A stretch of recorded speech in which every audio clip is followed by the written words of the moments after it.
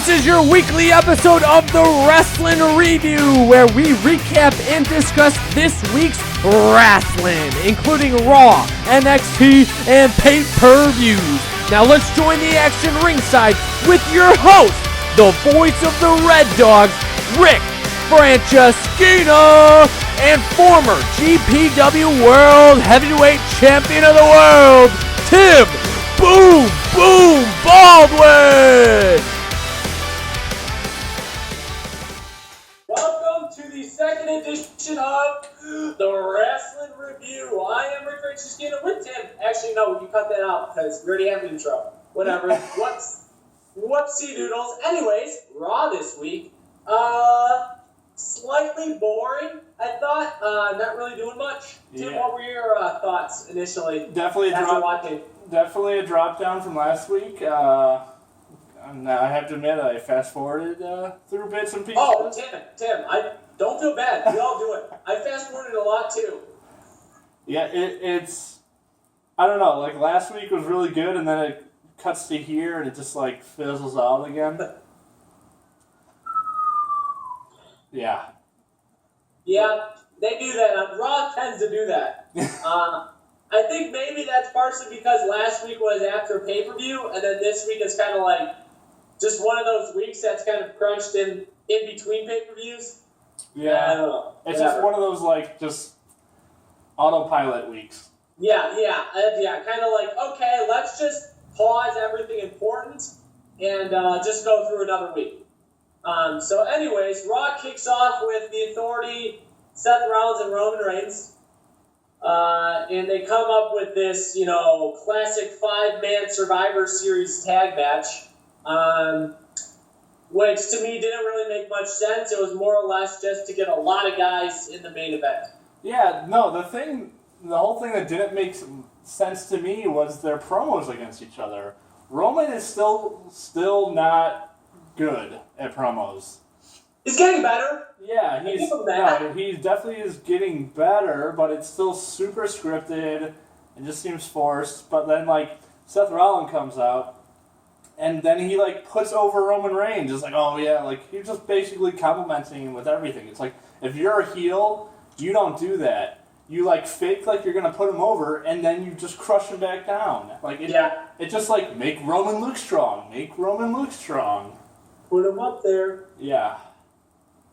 Yeah. So, it was a very lackful intro, I thought, to a very boring week. But we move on. So they decide that they're going to have a five-man classic Survivor Series tag match. They didn't specify who their partners were going to be. We find out later on in the episode, which we'll get to later. But the first match of the night was Dolph Ziggler versus Kevin Owens. And I thought this was a pretty good match, Tim. Yeah. No, it was good. It was great that Owens got the win out. Even though it was a distraction, but he's a heel, so that's okay, as long as he keeps winning. Well, it was funny, too, when I was watching with my wrestling friends, we made a comment, when's the last time that you saw, a match, win clean, or a clean win? Literally, I feel like majority of these matches end with some kind of distraction or just a dirty win. Yeah. What do you think? Yeah, no, it's just WWE has always been doing that. It's just they can never really have clean wins. No. But I was very happy that my boy Tyler Breeze came out as always. Yep, he did. That's your guy right there. I thought it was good to see him out there. Obviously, we know he's feuding with Dolph Ziggler. But I will say that, they're feuding now. But maybe down the line, a possible friendship and or tag team could be created from this feud. I would be very happy to see a Dolph Ziggler or Tyler Breeze tandem. I would have no problem with them being called maybe the Pretty Boys or something along those lines. Or the Hollywood Blondes. No one's ever come up with that one before. Hey, you know what? Whatever, okay? We haven't seen 20, 30 years. Let's try it again. Yeah. See how it works. So Kevin Owens gets the win over Dolph Ziggler off a Tyler Breeze distraction. I like how Tyler Breeze ends up giving the beauty shot to Dolph Ziggler. Yeah. You know, it keeps the feud going. Yeah, but like, when is that gonna happen? Like, I guess Survivor Series, but who knows? Now that there's gonna be a tournament, which we'll get into more later. Yeah. But yeah, let's just move on. So after the Dolph Ziggler Kevin Owens match, we have Cesaro and The Miz, and once again, Cesaro proving why he is the freaking man right now. Yeah, grabbing that brass. I feel you. I mean, seriously, yeah. Like, he's the guy that just goes out and he literally steals the show every night. Like, you know, they always talk about, like, you know, everyone's trying to up one other person. Literally, Cesaro's done that freaking every night that he's on Raw. And, you know, he does it with The Miz. Yeah, I know. It's just like, it wasn't story-driven or anything. It was more just put Cesaro over, I guess, showcase him even more, or just a no-nonsense match. Yeah, although I did like the fact this was comical to me, is I love how they're doing the whole Cesaro section now, but I really love how they just had Stardust out there with the Ascension. It's like the Stardust had his own section. And I love how they're just throwing the Ascension with Stardust because, sorry, Ascension, I guess Vince McMahon hates you. Well, Ascension might go back down. We'll see. Wow, we will get to that later. Speaking of NXT. Speaking of the Cesaro section, did you hear what Byron Saxton said? Oh man, I need to get me a Cesaro section sign as like Cesaro was coming out, and then Michael Cole with no chill was just like, "No one likes you, Byron." I was just like, "Are you kidding me?" It's like everyone's so mean to him. Thank you. I have to say I liked Byron Saxton there for a little bit in NXT, but yeah, you know, he's Byron Saxton. Byron Saxton, man. Yeah, I know. So yeah, no, I love that Michael Cole did that. I missed that. So after Cesaro beats The Miz by submission, thank you WWE for actually booking that match the right way. Speaking of clean wins, there's one. Cesaro beating The Miz clean. We have Bray Wyatt come out with the Wyatt family, and they cut a promo basically saying that they stole the souls of Kane and Undertaker. All with great 90s terrible special effects. I was telling you, it reminded me of Sting and Hulk Hogan at Starrcade. Like taking a time machine back, man. Yeah. Back when we were young kids and we didn't know, like, oh, that was terrible graphics. Like, I mean, like, it was really bad. It was like PlayStation 1 style, like, it was lightning. real bad. Like, whoever thought it, I don't know, like, whoever thought of that was like, let's put in, like, terrible CGI in the back. I'm like, no. You just made it so much worse than that. Yeah. But I will say I'm happy to see, I mean, we kind of knew this was coming, but I'm glad the Brothers of Destruction will be back. I'm pretty excited about that. Yeah. My only thing with them coming back is we're kind of in a no-win situation. Meaning, if the Wyatt family end up beating the Brothers of Destruction, that sucks because I don't want to see the Brothers of Destruction lose. But then, if the Brothers of Destruction beat the Wyatts, once again it proves that the Wyatts can't win anything, so why be afraid of them? Yep. I don't know. I'd rather have Bray go over because the Brothers of Destruction have had their day. I would too, but I mean, like, you know, it's one of those things where it's like kind of like, oh man, I'm glad to have the Brothers of Destruction back, but like they need to lose if you want to make the Wyatts look like the next big thing. Yeah. So we'll see where that goes. I'm guessing it's going to be a Survivor Series thing probably. That's probably what it's going to be. We'll see how that goes. It will. So after the Wyatts come out with their promo with terrible CGI against the Brothers of Destruction, we have the Lucha Dragons versus King Bear and Sheamus. This match made no sense to me because Sheamus and King Bear were going on like such a hot streak, winning, like they were getting a push, and then like oh no, let's just have Lucha Dragons win over these guys. It's like, I'm sick of this, like, 50-50 winning that always fucking happens. Like, it's so Hey, annoying. Tim, guess what? Yeah. Hashtag creative. Gotta love it. Oh, gosh. Yeah, no, I don't get it. Because, like, you would think King Bear would be able to kick the shit out of the Lucha Dragons, considering combined there's probably like a 300-pound weight difference between the two tag teams. So, like, you know, and did you enjoy Sin Cara getting caught on the ropes too? Botchamania Sin Cara at his best right there. Yeah, as always. Oh gosh, so yeah, that was I don't know if they're trying to push Lucha Dragons or what, but it just makes King Bear and Sheamus look that much weaker. And considering Sheamus has the Money in the Bank, briefcase, I don't think the smartest thing to do is make Sheamus look weak. Yeah. But whatever, I don't get paid to make the WWE creative decisions. I just like to critique them. Yep. So after that match, we have R-Truth versus Alberto Del Rio. I wonder who's going to win this match, Tim. Yeah, I mean, like, this is another frustrating match because, like, it doesn't do anything to push Del Rio up. He's facing a low-card guy, and you already know he's going to win. It's not like, at least with Cena, he'd have some upper-card, mid-card people go up against them and have a challenging match. But this is just, like, squash. Like, it doesn't do anything to build up Del Rio. Well, I found it, prior to the match, I liked how Jack Swagger came back, and he talked with Zeb, and he's like, dude, I don't know what's going on. I kind of think they're just hinting towards the fact of Alberto Del Rio's going to feud with Swagger for the title, because Swagger will be undecided, but then he'll turn face by saying, oh, I'm a real American. I'm going to try to win the title, and we know Alberto Del Rio's not going to lose to Jack Swagger, so that's a waste of a storyline for a couple months, but hey, once again, I don't get paid to make those decisions, so I just like to make fun of them and say how stupid they are. Yep. So after that pointless match, because we know Alberto Del Rio wins, which, by the way, his new finisher is when he puts him on the rope and kicks him down. Yep.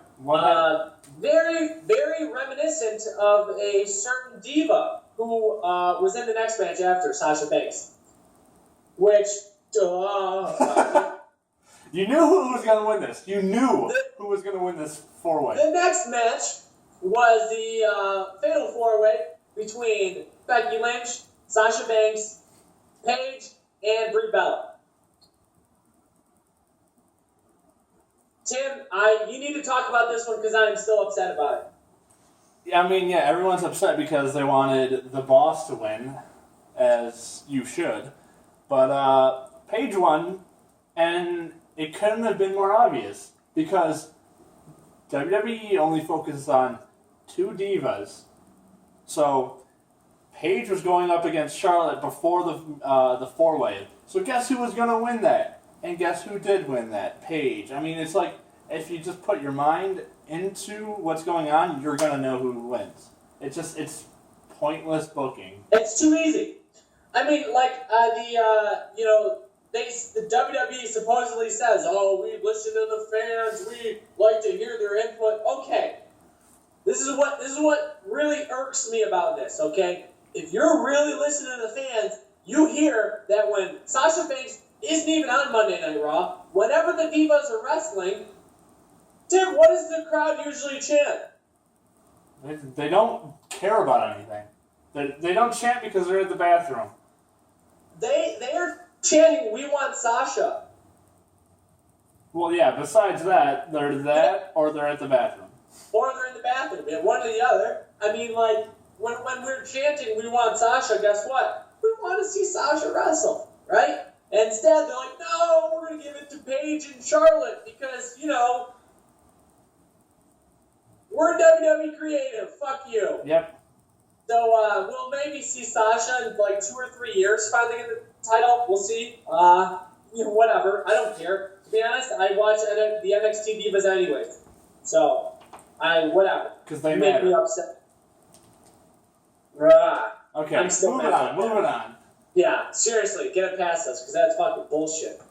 Okay, so Then the main event comes, which is the 5-man Survivor Series tag match. Now, you could probably predict that Seth Rollins was going to get the New Day there, obviously. So you're thinking Kofi Kingston and Big E, obviously. But with the power of positivity, guess who comes back, baby? It is none other than Xavier Woods himself. I'm so happy to see him back. I am a huge fan of the New Day, and it's good to have the Mike Smith back managing the New Day again. So Xavier Woods comes back, so it's pretty much Seth Rollins, Big E, Kofi Kingston, Xavier Woods, and then earlier in the Raw, Kevin Owens agreed to face Seth Rollins with Kevin Owens saying, "You owe me one." So we don't know what that means. All we know is that Seth Rollins owes something to Kevin Owens. So that is Seth Rollins' team. Roman Reigns' team. Tim, what was it? Usos came back. Fuck the Usos, Tim. It's John Cena and a tag team. That's what it is. It's funny because I missed them at first because I haven't seen them in a while, and then when they came back, I'm like, God. It is. It's exactly that. It's the John Cena of the tag team division. But then there was Ryback, who we all knew, and Dean Ambrose, who we all knew. So I mean, it's everything we've already seen before. And then I just want to say that the start of the match really got me annoyed. It's just like coming in and Xavier Woods out. Like, okay, cool. I don't know. This match didn't really thrill me. Well, okay, here's the thing. Being a wrestling fan, I know this match was going to end in one of two ways. One is it was pretty much going to be Roman Reigns' entire team versus just Seth Rollins. Or the other way is they kind of go one by one, and then eventually it's pretty much just Roman Reigns versus Seth Rollins at the very end. They went with we'll just eliminate one person at a time, and then eventually it's just Roman Reigns, Seth Rollins. But for being a main event match, I kind of figured this was just let's just get through Raw and get as many people on TV as we can. Exactly. So. Yeah. It's just, whatever. That's Raw. That was the end of Raw. That's it. Okay. Raw's over. All right, on to next week. Yeah, we're sorry we're not so enthusiastic about... But moving on now to the show that I look forward to every week, NXT finally comes around. And I was excited to see the few things that I saw on NXT. Well, I mean, I watched the whole show, but there's a few things that stick out that I really enjoyed. So NXT kicks off with Asuka coming out and facing a former WWE diva who I guess is back down in NXT to get some work, Cameron. Tim, what did you think of that match? Cameron definitely seemed like she improved. It's good. She was the one that wanted to go back down to NXT, and it's looking like it's paying off. The match was pretty good. That whole slap into armbar was amazing. Mm-hmm. I had to rewind back to it. I can't believe they didn't show replay of it because it was awesome. Yeah. But yeah, I mean, Asuka's looking good like always, and she's getting huge pops. Yeah. No, what I like that Cameron went down there is that it seemed like she worked on her character a little bit more. Because I know when she was on Raw, it's kind of like she was just a Funkadactyl with Naomi, and it's kind of like now she's just kind of a mean girl. But I definitely like how she's kind of, going to the roots of her character now and trying to build her up that way. And it seemed like her wrestling skills were getting a little bit better. So it was good to see Cameron down there, and hopefully she can make her way back up to the main roster eventually. I just think right now that the Divas division is so strong that she was kind of just left over. Yeah. So it's a good time for her to go down and kind of, learn how to wrestle, the fundamentals and that type of stuff. Because I don't think she really knew how to wrestle. She was more or less just a dancer that became a wrestler. Anyways, I digress. It's a good match. Asuka wins. We figured she probably would. Either way, I'm still happy with the match. I'm still satisfied. So we have Dash and Doss come in and interrupt Carmella's interview. Carmella mentioned that Enzo and Big Cass are going to be out for a little while. I kind of figured that after the attack, but this kind of just confirms it. And then Dash and Dawson then turned their attention to the Vaudevillains, saying that they're coming after the Vaudevillains, and they have a title shot next week. So, or in the upcoming weeks. I think it was next week though, right? Yeah, next week. Okay, so that was interesting. But I will say I was more excited for the promo that happened after this one, which is my second favorite NXT tag team now behind Enzo and Cass, is you have Jason Jordan and Chad Gable. Hold on, get it right. It's JJ now. Oh, I'm sorry, JJ. Which, by the way, did you know he went to Andrew High School? No? Yep, Jason Jordan went to Andrew High School. Crazy, small world, I know. Yeah. Anyways, so JJ and Chad Gable cut a pretty awesome promo, and then they come back and they invite the Ascension back to NXT to fight them. So I figured the Ascension will accept that request, and they'll have their match later on. I don't know, next week or in a couple weeks. Really excited to see that, Tim. Oh, yeah. Super excited. They're the hottest tag team right now, and they deserve everything that comes to them. Because guess what? They can wrestle. Oh. It's like two Kurt Angles. So after that, Bull Dempsey comes out. Bullfit. And he faces Angelo Dawkins. Angelo Dawkins obviously loses to Bullfit. I don't see where any of this goes, but yeah. I don't know. Yeah. To be honest, I don't know. I don't know what they're doing with the whole Bullfit thing. And Bull Dempsey, I think, is kind of like a new Santino kind of thing. Whatever. It was somewhat entertaining. Yeah. So then we have Bayley basically tell Alexa Bliss who she picked as a tag team, and who did she pick as a tag team, Tim? The Hype Bros.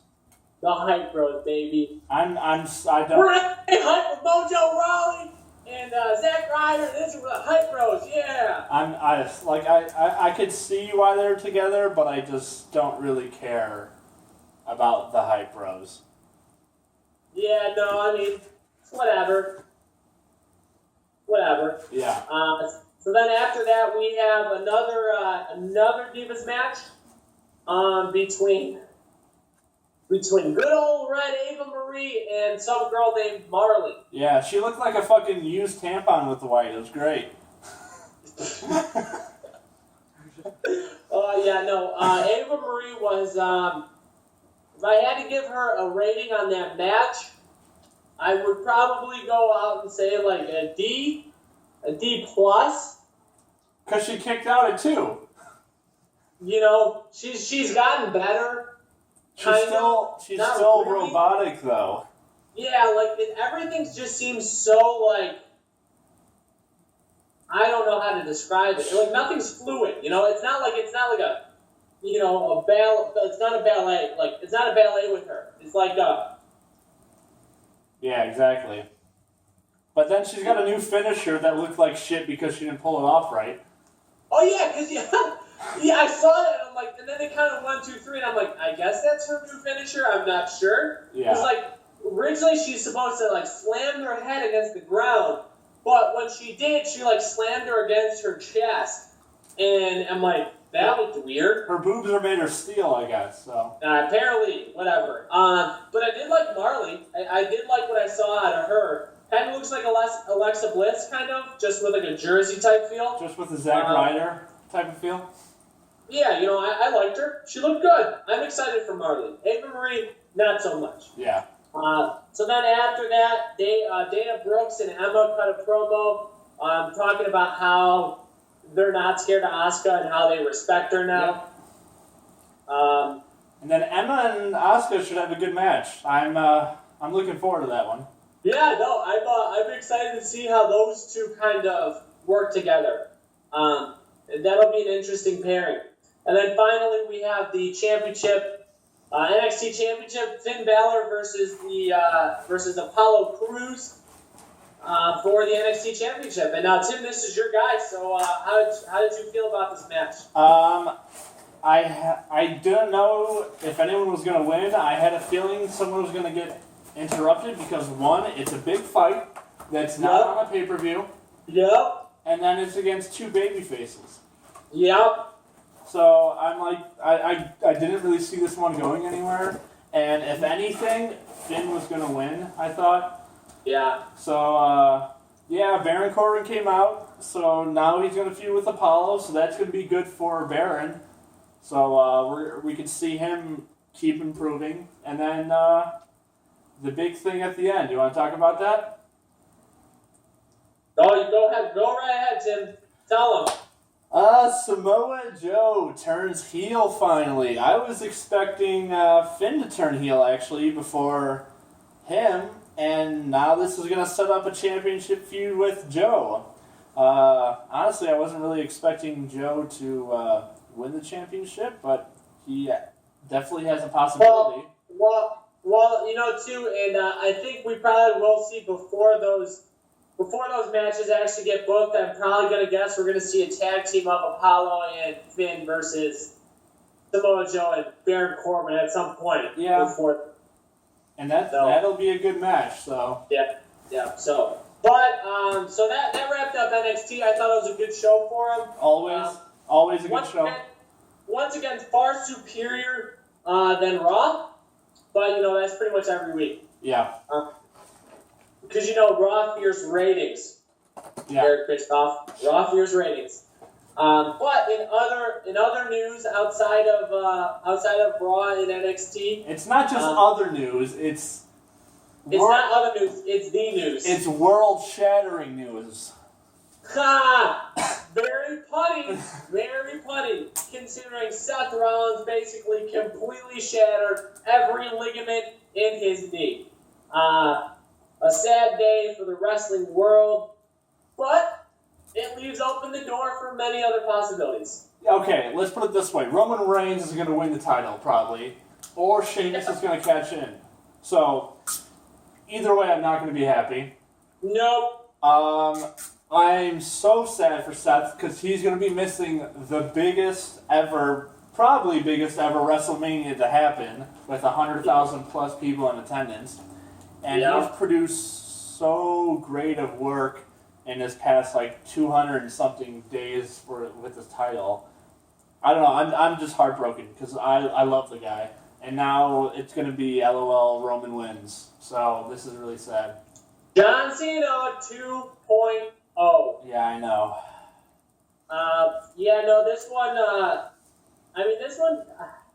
This one hurts. Definitely hurts.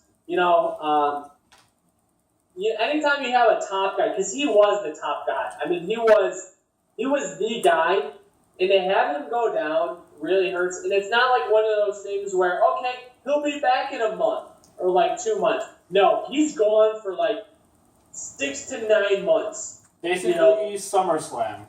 Yeah, and I mean, even I'm sure if he works his butt off and rehab's amazing, it's still going to be around 5 or 6 months at the earliest. Yeah, unless he pulls a John Cena and comes back in 4 to 5 months.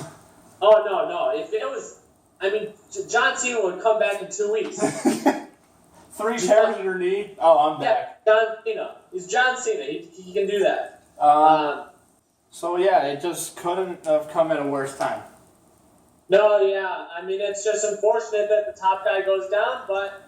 WWE just has to adjust accordingly, and I guess that's Roman Reigns getting the title. But it's been another great episode of the Wrasslin Review here.